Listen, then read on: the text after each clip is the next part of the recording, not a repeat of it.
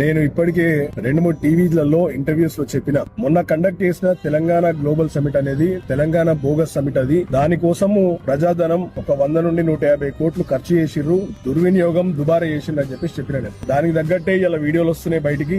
ఆయన టెంపరీ టెంట్లు అయితే ఎక్కడైతే వేసిండ్రో ఆ టెంపరీ టెంట్లు అన్నింటినీ పీకపోతూ రేడికాడికి ఎవడైతే అది సెటప్ చేసి ఉంటాడో, ఎవరైనా లాభపడరు దీనివల్ల అంటే తెలంగాణ ప్రజలు కాదు, తెలంగాణ కంపెనీలు కాదు, ఎవరు కాదు, కేవలం ఆ టెంట్లు వేసినోడు ఆ కాంట్రాక్టర్ లాభపడ్డాడు. అక్కడ తెలంగాణ తల్లి విగ్రహం కూడా పెట్టి దాన్ని కూడా దిక్కు దివాన్ లేకుండా వదిలేసింది. అంటే వీళ్ళకి తెలంగాణ తల్లి పట్ల ఉన్నటువంటి ఆరాధన గాని గౌరవం గాని ఏ పాటదో ఇట్లా అర్థం చేసుకోవచ్చు. మనం అక్కడికి వచ్చిన అన్ని దొంగ లంగ డొల్ల కంపెనీలు, అన్ని షెల్ కంపెనీస్, ఆడ జరిగినవన్నీ షేడీ డీల్స్. 5 లక్షలు 10 లక్షలు ఉన్న క్యాపిటల్ ఇన్వెస్ట్మెంట్ ఉన్నటువంటి కంపెనీస్ కూడా 3,000 కోట్లు 4,000 కోట్ల పెట్టుబడి పెడుతున్నాం అని చెప్పేసి ఆడికి వచ్చి అబద్ధపు అగ్రిమెంట్లు సంతకాలు చేసుకుని వెళ్ళి ఎంఓయూలు. ఇదంతా రేవంత్ రెడ్డి పనితనం ఇట్నే ఉంటది. చంద్రబాబు నాయుడు గతంలో ఇట్లే చేసేటోడు, మరి రేవంత్ రెడ్డి కూడా ఆయన అడుగుజాడలనే నడుస్తున్నాడు. ఇలా అన్ని పేపర్ స్టేట్మెంట్లు, హెడ్ లైన్స్ మేనేజ్మెంట్ కోసమే ఈ పెట్టుబడులు తప్ప నికార్సుగా దీంట్లో కనీసం 10వ వంతు 5.5 లక్షల కోట్లలో అంటే దాదాపు ఒక 50,000 కోట్ల పెట్టుబడులు కూడా రావు అక్కడికి. ఆ గుట్టల మధ్యలో కొండల మధ్యలో పెట్టే బదులు కనీసం హైటెక్స్ లోనో లేకపోతే నోవోటెల్ ఇంకొక కాన్ఫరెన్స్ సెంటర్ లో కన్వెన్షన్ సెంటర్ లో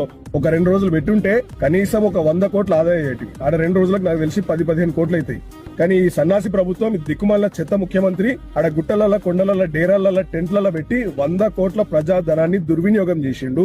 కాంట్రాక్టర్లు బొక్కినరా పైసలు. ఇప్పటికైనా ప్రజలు ఆలోచించాలి. ఇటువంటి దిక్కుమాల పనులు చేసే రేవంత్ రెడ్డిని ముక్కు పిండి వసూలు చేయాలి రేపటి రోజున.